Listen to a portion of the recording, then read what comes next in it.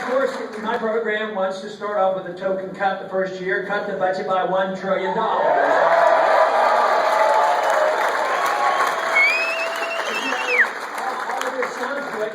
You really do have to get the endorsement of the people. People have to think it's in their best interest to allow this to happen.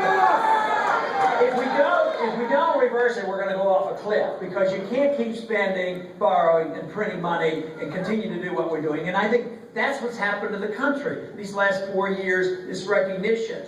We have to ask the important question that the founders asked way back. They asked the question, what should the role of government be? And they came down with the conclusion, it shouldn't be the role of the king. We want to get rid of the king.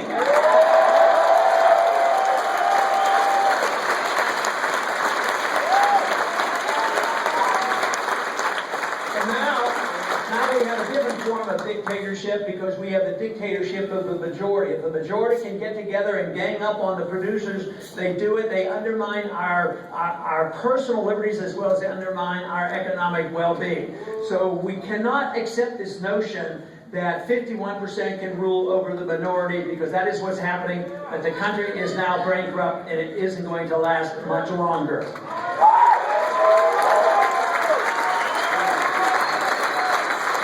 So if we ask the important question about what the role of government ought to be, it should be rather simple: defend liberty.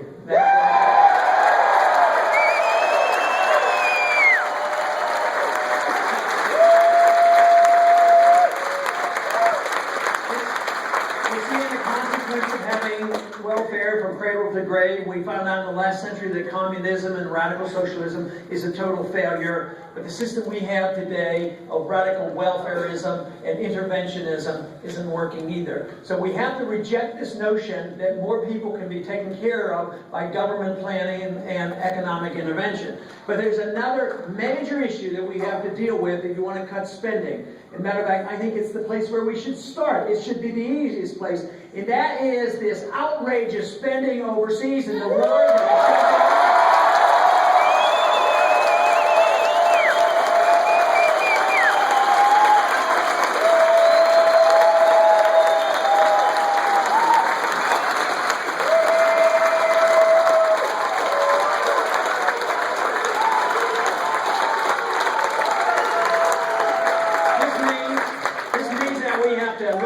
Look to our Constitution and look to the advice of the founders, because they were right.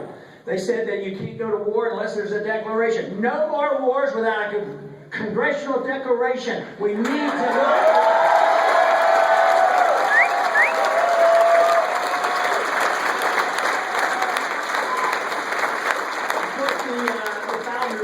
said that the best thing to do is stay out of the internal affairs of other nations. Don't go into nations.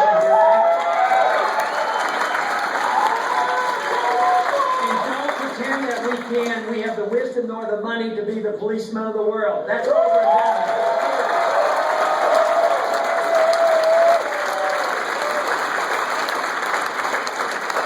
Now, what would be the consequence of this? We'd have a stronger national defense, not weaker. We would become more vulnerable. We would be bringing our troops home, and the military personnel, they would be spending their money here at home instead of in Germany and Japan and Korea.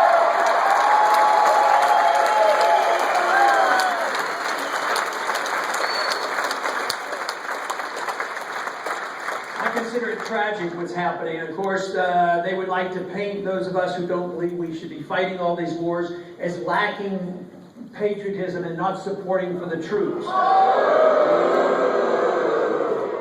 But they fail to remember too often the fact that our campaign gets more money from the active military people.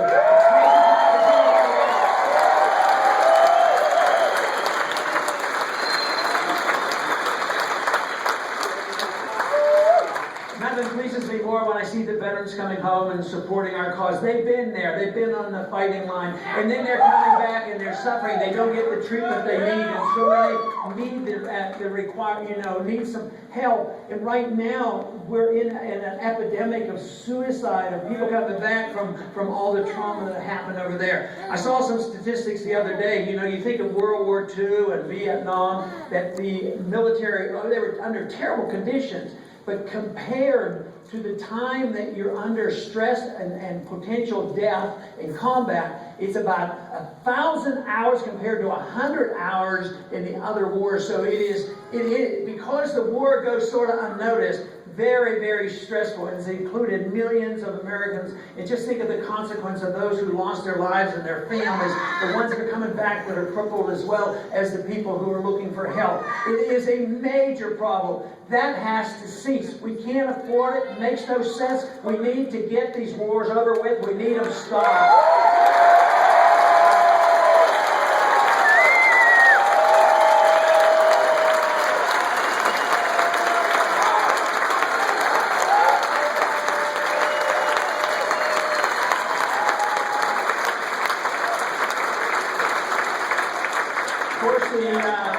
The wars and the entitlement system, the welfare system, could not be financed if we had to pay taxes every month and pay for these bills. But seductively, they borrow and pay it later on, and they print the money and they delay the cost. I used to talk about the next generation will bear the cost. I don't talk that way. We're paying the cost right now.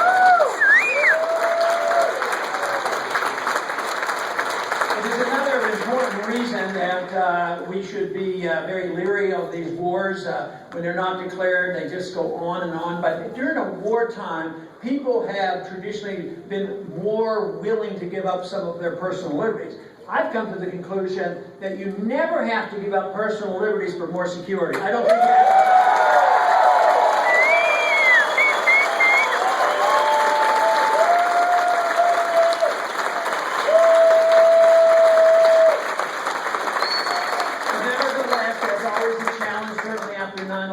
We all understood the stress and the trauma that came from that, but it wasn't an excuse to give up our liberties. There was no excuse to pass the Patriot Act after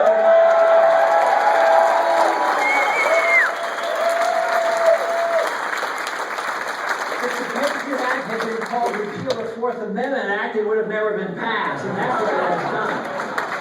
But not only have we lost so much of our personal liberties here at home, they're systematically being undermined still.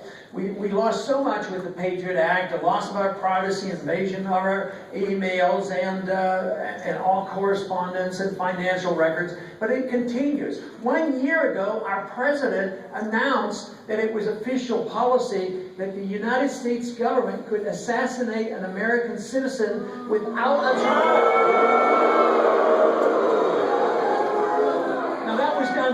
That was done by an executive order. Guess what? A constitutional president could reverse that by reversing that executive order.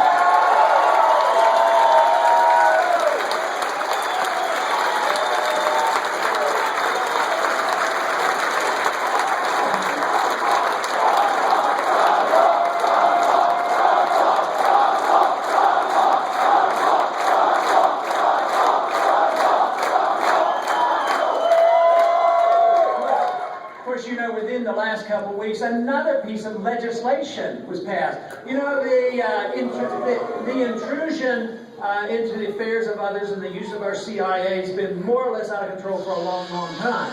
But at least they had the brains to know it was illegal, and they kept it secret. But now they are so bold. When you think of the National Defense Authorization Act, they're coming out. Here a bill is passed, and what it says is the military can arrest an American citizen with no charges, no trial, and also that they could be held indefinitely in a secret prison and who knows where. That's getting pretty close to the Enabling Act. I think it's very, very dangerous. It has to be reversed if we want to live in a free society.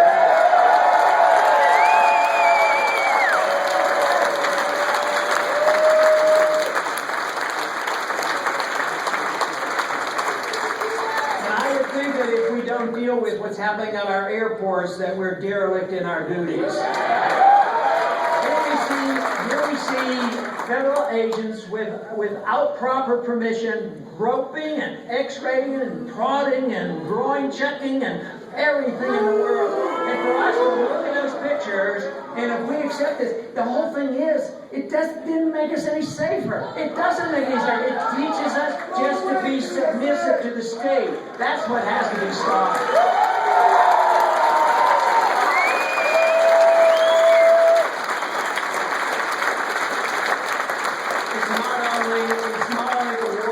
That contribute to this attitude that the federal government can run and trample over our rights. It's the wars against the American people here at home. It's the drug war that has driven so many people.